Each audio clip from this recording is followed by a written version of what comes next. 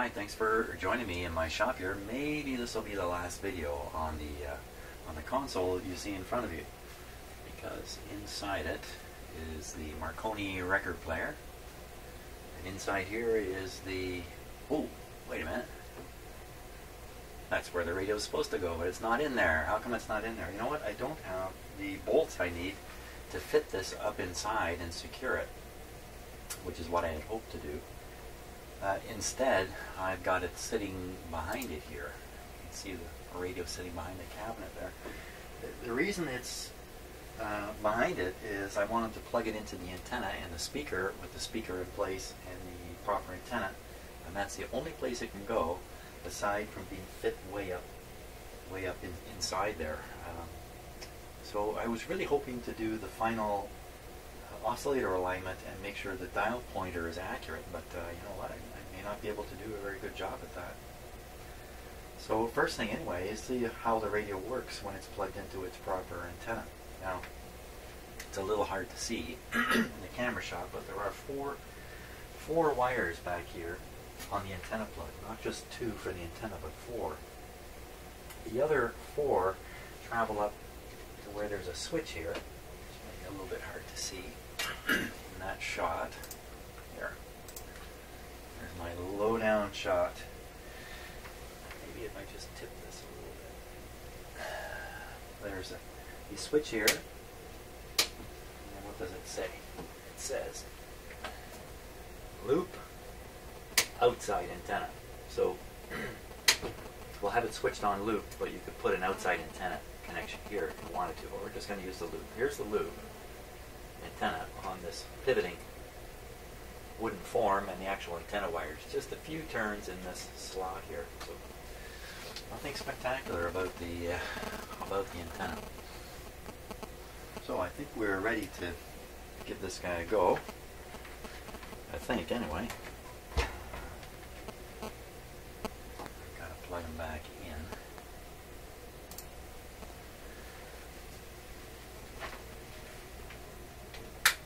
Okay, switch is off. I'm just plugging it into a regular outlet here.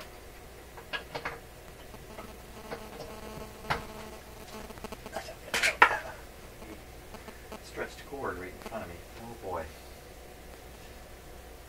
Okay, I think we're ready to start. So as I said, what I'm really hoping for is for the radio to receive properly. So let's give it a go. Now it's been a couple weeks since I worked on this. Today is the what is the date today? Today's the 23rd of May. 23rd. Today's the 24th, isn't it? Today's the 24th. It's the 24th May weekend. That's weird. Okay, my computer says it's the 23rd, so I don't even know what day it is. Here we go.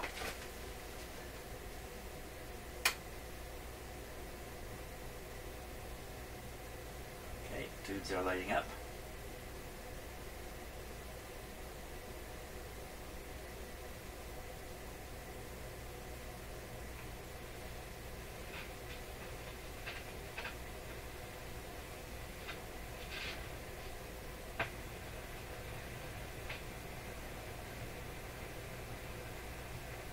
Now it might be on phono right now. No, maybe not.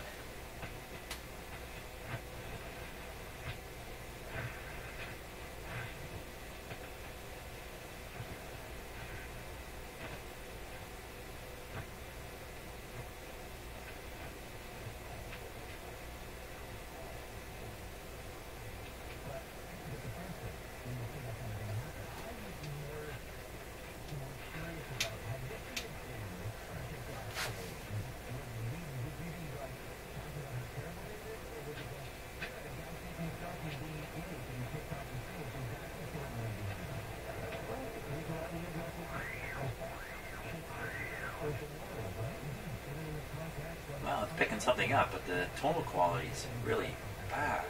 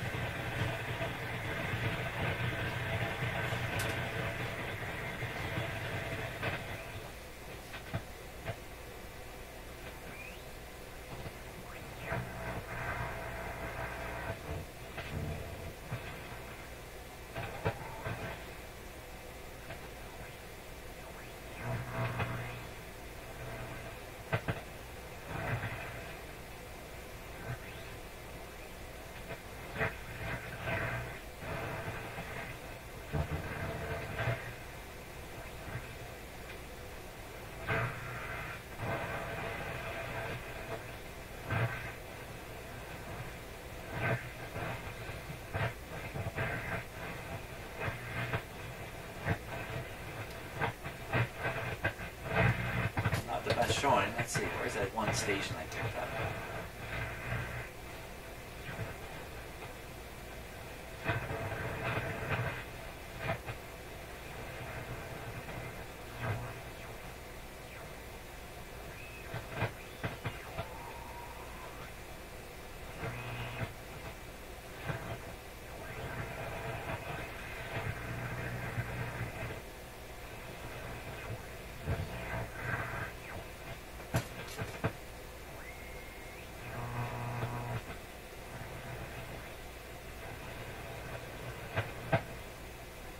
I've lost the one station I picked up.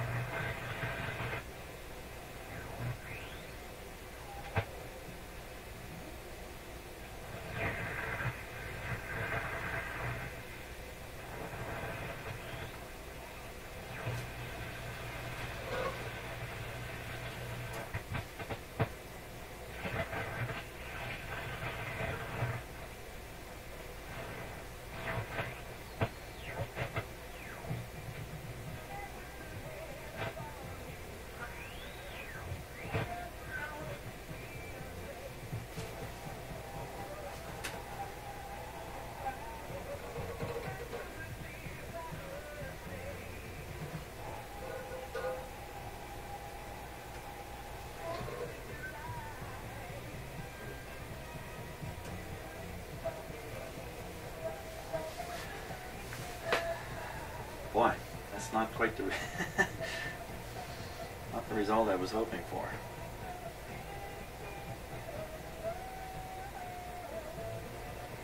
Okay, what are we going to do now?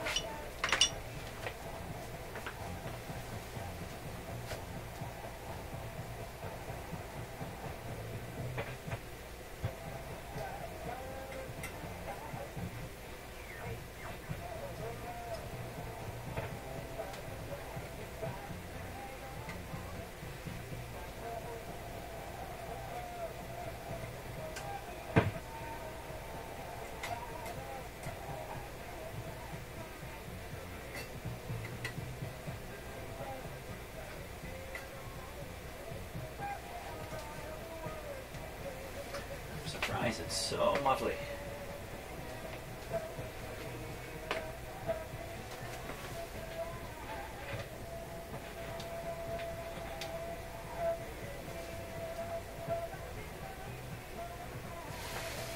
Let's fiddle with the IF a little bit.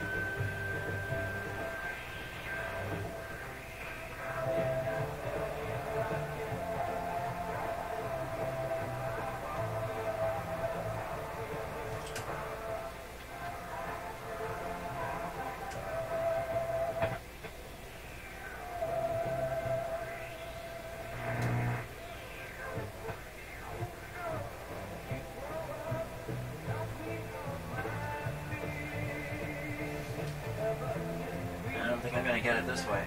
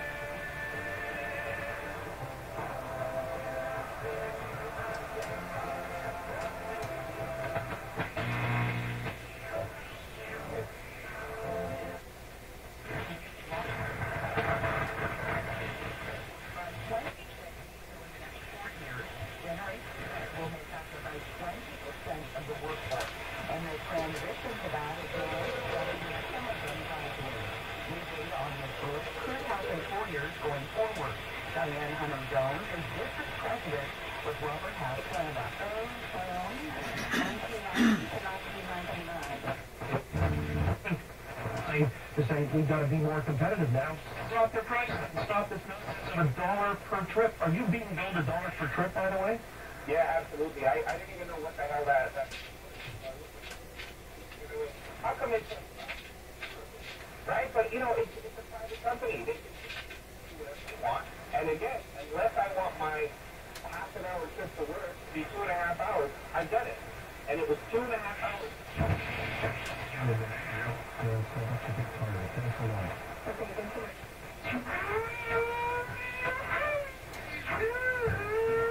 It's all trending now.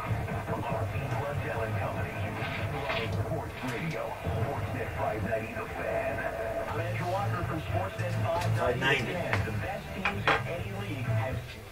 Okay, so what I was trying to do there was actually detune the IF a little bit in order to broaden out the pass-through band, if you like. It struck me that when I do this alignment using instruments, I can over-align the radio, literally line up the IF so sharply that all it's going to pass are kind of the lower frequencies, and the higher frequencies in the sound are going to be rolled off. And I think that's what we were listening to at first. So by just detuning the IF a little bit, I can broaden out that pass band and capture the higher frequencies in the side bands on the AM signal and bring up the treble that way. I'm not sure that's really the problem, or that was really the best way to adjust this, but now it's on 590. So my question would be, can I determine now if the dial is accurate with it sitting there and the dial up here? And I probably can't. Let me give it a try here. Let's see what we can do. So first of all, I'm going to take a look at the layout on here.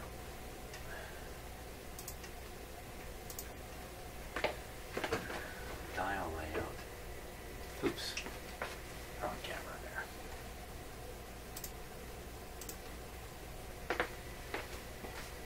Okay, now. So on the face of the dial, there are two dash marks. There's one here, just below 1500, and another one way down at the very bottom here. Just little dashes.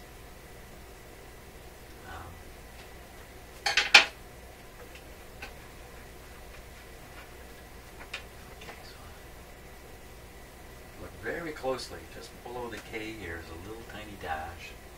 There's another one right there, a little easier to see. And those are probably the adjustment marks. Now, this mark, judging by how far down the scale it is, this is quite likely the stop mark. Turn the dial and it stops right here. You can't get past that with the pointer if the pointer is set right. So in other words, when the capacitor is at one extreme end, the tuning capacitor, the dial should be sitting under that mark. That would be my guess. So we'll go up to, hang on, I gotta do something with the camera here. So what I'm gonna do, I'm gonna measure between that mark and 590. I'm not exactly sure why, but it sounds like a good idea to me. Let's see.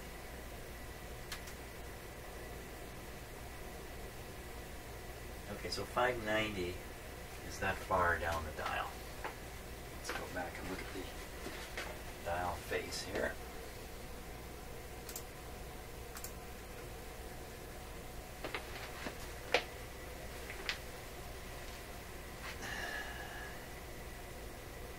So this should be stopping here.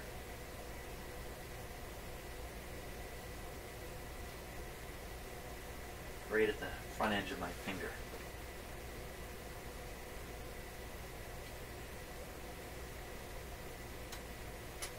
Just about right, according to my crazy way of looking at it. So you know what? I think I'm just going to leave this alone here.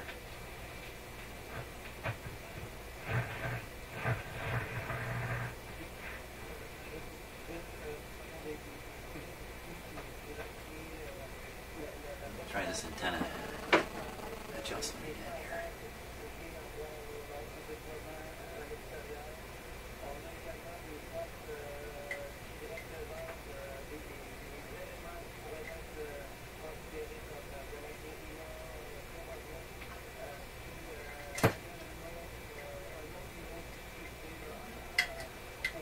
It's not making much difference at all.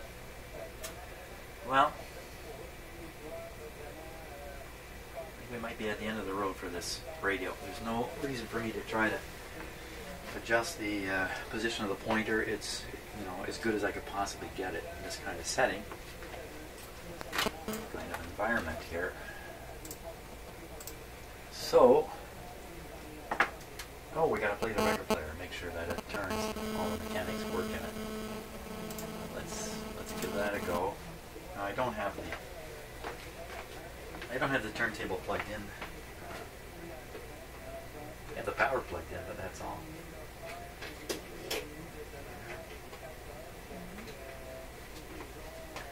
Okay, let's see what's happened.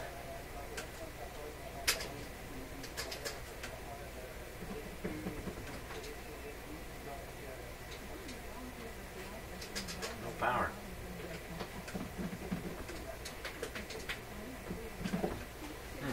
Okay, let me flip this over to phono here. There's the power.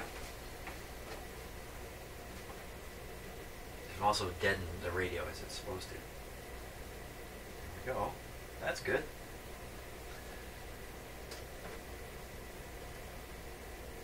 Reject.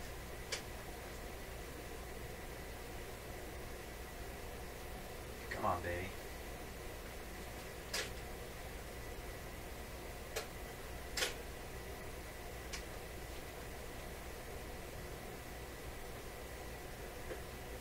Doesn't seem to be any mechanism action at all.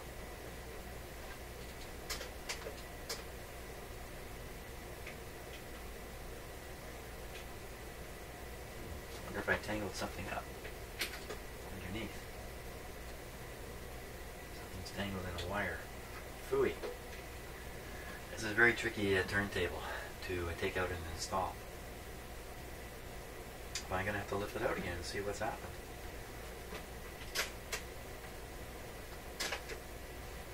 Judging from the speed of the control here, maybe when I put it in, maybe I tangled up a wire under there or something.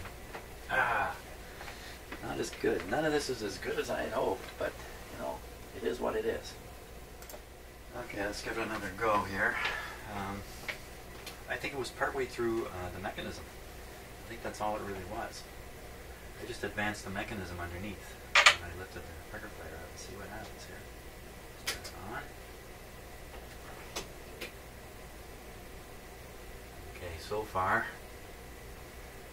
reject. There we go.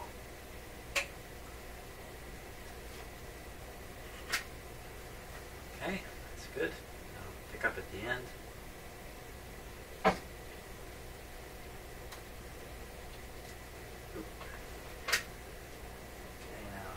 recognize the end.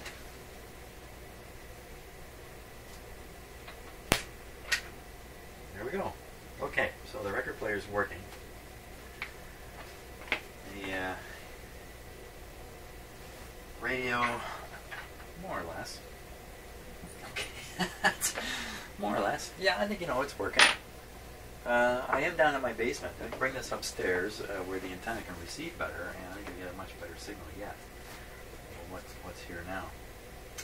So I think that's it for the Serenader. That's about as far as I can go at this point.